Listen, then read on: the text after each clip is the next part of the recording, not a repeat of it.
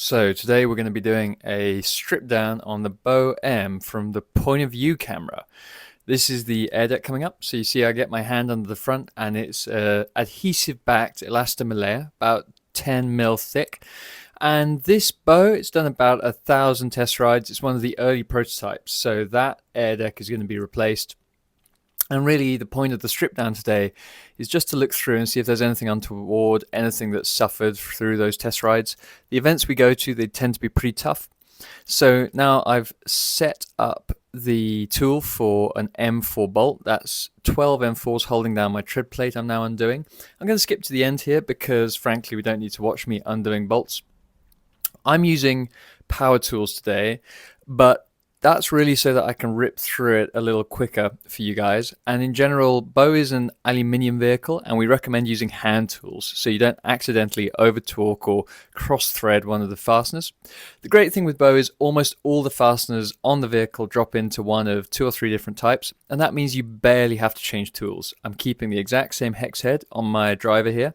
I've done the 2 bolts at the bottom and the 2 bolts holding the utility waistband on, and now I just need to grab my 2 fingers in the top and that panel pops straight off. We use automotive clips and I love these because they prevent vibration, they prevent annoying noises, but they're really easy. So again at the back, 2 fingers, pop it straight off, and that cover's now ready to be put on the workbench. As I go, you'll notice me constantly checking whether I've got all my clips together, if anything's been dropped or needs to go back, and that's just so that when I come to refasten, it's all where I need it. For the rear lower dropout cover, again, 6 bolts. I've just skipped to the end here, but you'll see same design, same length, same size. That means they can all go together. I know some purists will hate that, but it just makes the assembly disassembly so much quicker and faster, and easier, sorry. So I'm feeding that lower dropout panel around the kickstand. It's worth taking a little bit of care over this. These are really tough plastics. We make sure that we use nice high quality material, but still it's a thin area and you don't want to be cracking your cover panels. So I'm going through to make sure that I've got all my clips, and if I find any that I've dropped like that in the removal process, then I'm just going to put them back onto the panel. These plastics can be reused, so where bits like the air deck we might look at replacing after this many rides, all the plastics are in good condition, there's no major scuffs or damage, so they're going to go back on. That means I want all my clips in place. So next up, as I pop the back panel off, I'm going to need to turn the vehicle power down. I'm going to need to turn it off. And that's because if you start removing electronics with the power still on, you can throw yourself an error code. I've picked up an M3, or sorry, an M4, a 3mm hex key, and I'm now removing the clamps that hold on my air grips. We use collared locking grips. A lot of scooters you'll find they have like an adhesive grip. The problem with that is it means you have to either cut the grip off to remove it, or you have to start feeding brake fluid cleaner down there, brake cleaner fluid. All of this creates mess and also makes it very difficult to get the other components off, which slows you down when you're trying to build. So for us, speed of disassembly and reassembly is key to vehicle longevity. It makes it really easy to service. That's why we use these. It's why we don't advise replacing them with any sort of permanent adhesive backed grip, because it just makes all these servicing requirements much longer, slower, less enjoyable. So we've got the grips off. That means that we can move on. You can tell this is one of the very early prototypes because the bell is held on using a Phillips head. This was then updated to make sure that it was held on using the exact same fastener as everything else. We really just want to minimize the number of tools and the number of different fasteners required to put the vehicle together and to take the vehicle apart. So we've got most of the cockpit coming apart. That means we can move on to the front wheel. We're taking the front wheel off before we start to remove the steer shaft or anything like that. And again, it's a slightly bigger bolt, so we're onto an M6, a 5mm hex head. I'm going to remove, that's the brake position bolt and the left-hand side axle bolt. Now I'm going to slacken off the clamp for the brake cable. Not going to remove it entirely because I want it to stay with the wheel, but I'm just going to slacken it off there. And then with that free, by the way, that's the same way that you adjust it if you want to change the tension in your brake. And then with that free, grab my driver again, pop that front wheel straight out. It's not quite a Formula One pit stop, but we're getting close. It's down to about 40 seconds, our fastest ever removal and refit of a Bow wheel. Now, in this instance, I'm actually going to replace that front wheel because after 1,000 rides, I want to have a look and see what the wear on the brake lining is like, but still I'm putting those fasteners back in place. So, grabbing my next bolt driver, or grabbing my M6 bolt driver, I should say, I'm now going to undo these brakes. And this is a really lovely process. So the cockpit cover and my access to all the electronics in there is clamped using these brake clamps. So you'll see once I've got those two either side slack, and I've slackened off this throttle ever so slightly and just moved it a little to one side, I can now remove these completely and the top cover will pop straight off. So I detach the power cable to the on-off button, to the power button. That also controls my modes. And you'll see there, I was pulling only on the connector. I was not pulling on the wires. And this is really important. We use quite firm waterproof connectors. Same with this multi-plug at the back, although it's a screw fit. You don't want to be pulling on the cables. You want to be pulling on the connector. And that avoids any risk that you strain the wires inside. So this is one of the few fasteners where I've had to pick up a different tool. The rear axle has a lot of torque going through it, a lot of force going through it from that motor. So there we use a 17mm spanner. We use a bigger nut to tighten up the axle. All the same, I can get that spanner in there with no trouble at all. Motor's looking in great condition, so although I bought a new one to replace it with, I might be able to stick that straight back on. I don't see any huge value in stripping it down because the only potential wear point is a couple of bearings, and since they're fine, I know that that motor's good. So moving on, we're going to have a little tidy up because hey, keep your workbench in good order, and then we're going to start removing the next battery components. So here I'm popping off the main XT90 connectors, the charge connector, that one, and I've already there removed the blue one, which is my data line. So the data line which tells my vehicle controller that the battery is at the right voltage, the right temperature, and that it's safe for it to discharge or recharge. The battery is a proprietary Bow unit. This is one of the prototypes, so it doesn't have any of the markation on it yet. But the production unit uses the same hard metal casing. It's got the same 2-bolt, really easy mounting and dismounting system. So once I've removed those M6 and dropped them all on the floor, then I'll be able to just slide that battery pack straight out. I have bought a production unit along today to replace that with, so I'm actually going to be refitting this with one of the latest gen Bow batteries. Now I'm climbing up because it's time to get that cockpit apart. So now that I've taken the top cover off, I can start removing things like the brake cable inner. I can also get to all these connectors, and again, every single one uses a waterproof Juliet connector. And when you're disassembling these, it's so important that you're pulling not on the cable, you're pulling on the connector. And that just means you can be absolutely certain you're not going to strain any of those wires in there and find yourself having to trace an electrical fault. So I go through, I slide them out of their cradle, pop them apart, and this is going to release the cockpit so that I can take that whole unit out. And this is the cables to the e-brake, the electronic brakes, the throttle, the headlight. So with all those free, I can now start to feed my brake cable through. Again, as you can tell, early prototype Bow, what that means is that I can't actually take this cable in or out. This was one of the updates we had to make for production. We had to open up that hole that runs through the cockpit a little more so that we could feed the nodule at the end of the brake cable through. And that's made a huge difference. You'll find working on a production Bow way, way easier. You don't have any of this hassle of taking the brake cable in or out. At the same time, it's good to check that it's in good condition. As I say, this has been to an awful lot of shows, it's done a lot of test rides, so we really want to make sure that everything's safe for it to go back out on the road. With this, I've got 4 bolts holding my cockpit unit down. Anyone working on a production Bow will find there's 5 there. There's a couple of reasons. It's a bit of a more is more bolts is more bolts. Also, it meant that your tool didn't go anywhere near the rear of the headlight, which we were worried might lead to some damage in service. Using my needle nose, because if one of those bolts disappears down into the Bow, I'm going to have a hell of a day, probably forget to find it, and then when I get it all back together, be searching for why I'm missing one of my bolts, and end up with a magnet craning down in there. So that's the head unit off. Everything's working great, brakes are good, throttle's good, so I'm going to reuse that, and it can go down on the bench as a complete unit, which means we can move on. So, time to remove both the power line, that is, to the, this is all connected into the back of the Bluetooth unit and the secondary vehicle controller. So there I'm removing the power unit, removing the charge line. And with these, we had a few issues with the cable mountings coming loose. So on the production bows, you'll find that there's actually a soldered connection on the chassis so that everything mounts really firmly. It means we don't have issues with cables rattling or unexpectedly wearing against the chassis of the vehicle.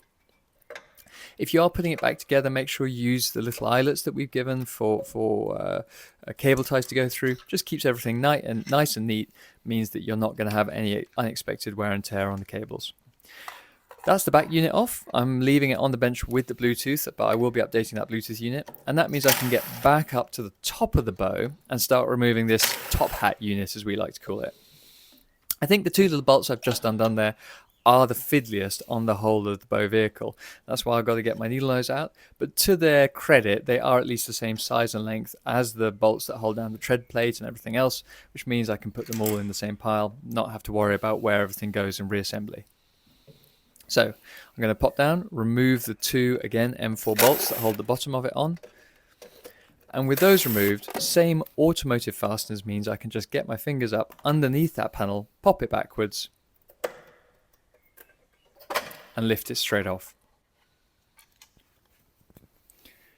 So we're now really cooking on gas. We've got all the plastics off, and that means we can move on to removing the steerer shaft. First things first, I'm picking up my M6 5mm hex, but really what I want to do is I want to start removing those cables from their cradle. So you'll notice up at the top, here we go, the cables are all held in a neat little cradle. Make sure that the amount of slack is correct and that they're all in the right position. So once I've slid them out and picked up some random little washer, I can actually come back here and start removing this clamp. So the clamp is M6 all round, M6 holding it at the bottom and M6 holding the preload bolt at the top. That preload bolt is one of the very few that is unique. It's got to be a bit longer to reach down to the steer shaft. So I'm going to make sure that I look after that it stays with the unit once I've lifted it off. I've slackened it to finger tight. That means that we're free to then lift off that stem.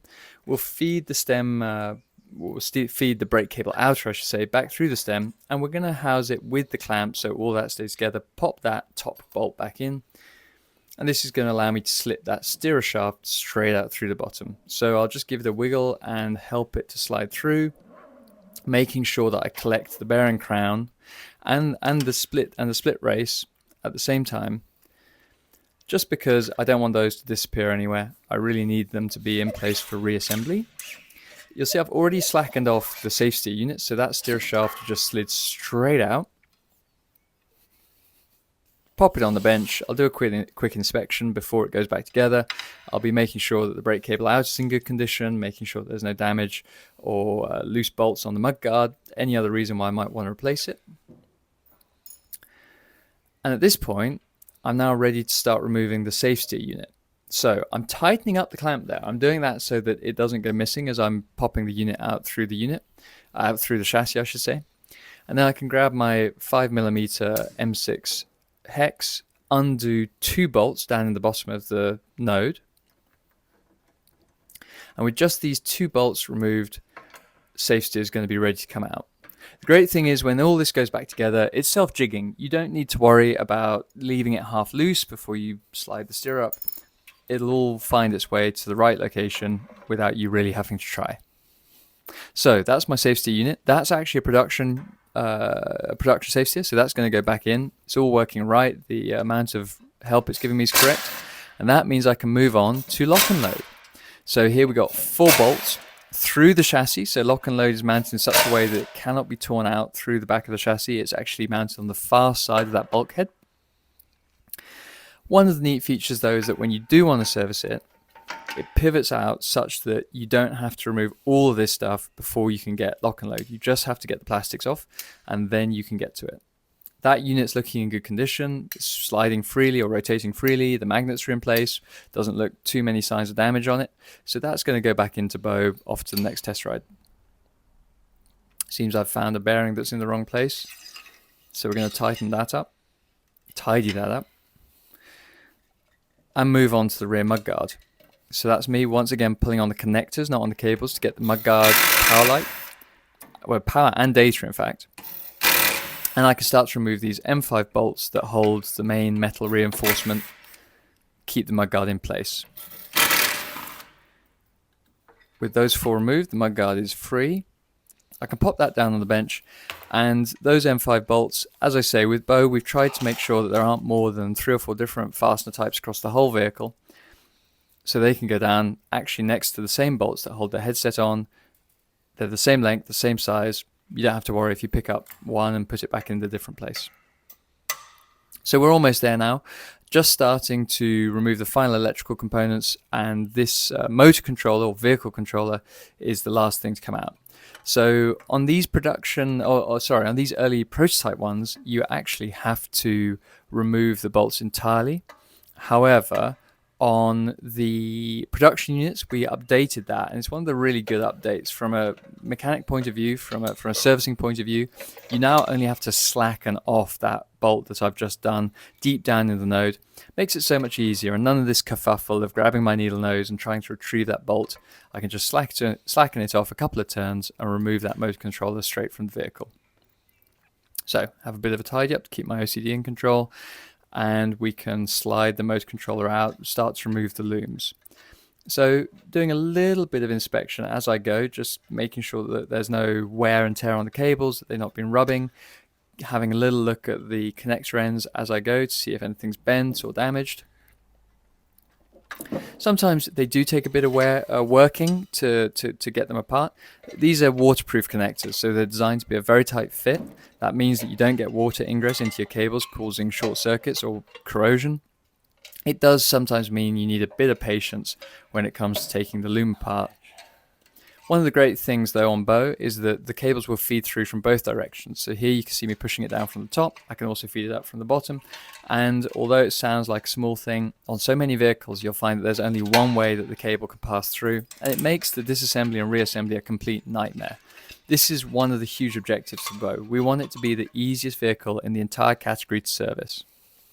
Little top tip: when you're laying your cables out, it's always worth laying them in the orientation that they go back in. So I put the left on the left, the right on the right, and I orient them top to bottom, which means that then when I come to reassemble it, I don't need to guess or try and figure out which way goes where. I look at them on the bench, and that tells me the left hand one facing up needs to go on the left facing up.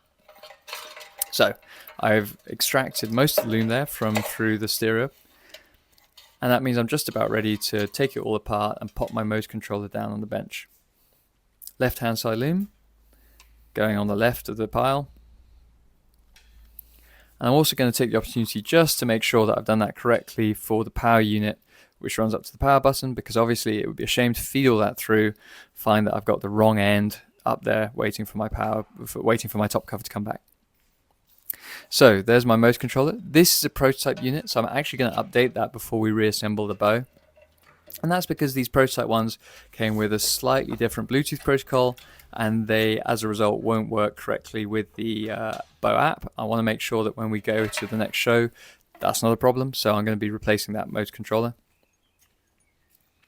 Down on the bench with the power extension cable, and then this is the right hand side of the loom going down, ready for reassembly. So that's us most of the way there. You can see that the chassis is getting pretty naked at this point.